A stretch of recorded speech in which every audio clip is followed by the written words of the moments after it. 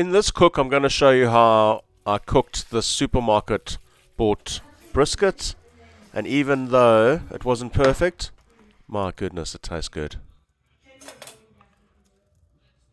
Brisket is the cheapest cut of meat you can get at the supermarket where I live at the moment. I use it for mostly in the smoker drum, but sometimes also just use it for biltong if I can't find silver side. Yeah, I'm just going through my normal routine. Get the meat ready. Just get some rubs on here. Today I'm using 3 different rubs. Often I just use one. If I do buy a really good quality brisket from a butcher or something like that, I would often just use salt and pepper. Yeah, you just want to get rub all over the meat, or your salt and pepper, whatever you're using. Make sure it's fully covered. You want this to make a nice crust and to really get that flavor in. These are the 3 rubs I've used. Yeah, you can see the brisket already, but you can see this flap area over here. It's got a lot of fat in it, and you'll see later it doesn't fully render down. Just setting the drum with the diffuser here for the first part of the cook.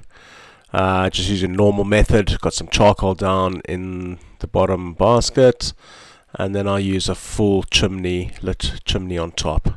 This is where normally just add your wood. I didn't have any wood on hand, so I'm actually just using cut off of rosemary bush. And then I'll just put that brisket on top and just let it go. I don't really check it too much. Yeah, it's 3.5 hours in. I'm going to give it a spritzer, see how it goes. If I'm around, I'll probably give that a spritz every hour or so. I just use a mixture of apple cider vinegar and water when I spritz. And then just leave it in there. This is a while later. I'm just checking the crust. It feels pretty good, so it's just checking what the internal temp of this guy is. It's there, 65 plus. So at this point I'm happy to take off, and then let's wrap it. Kind of always aiming for about that 65, 60, whatever. As long as your bark's good, that's when I like to wrap it. So I'm just giving it a double wrap. And now I'm going to take the diffuser out, and I'm just going to put it on the grate on the top there and just let it do its business in the foil. 8 hours later, and this guy was probing like butter.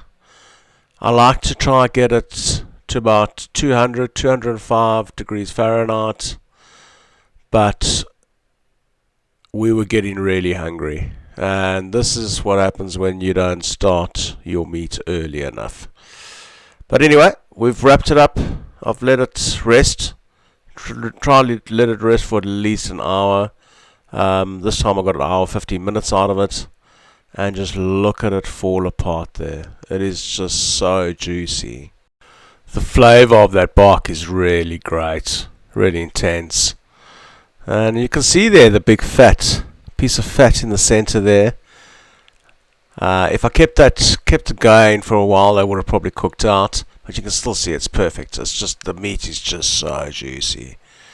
So next time we will just start this guy a little bit earlier.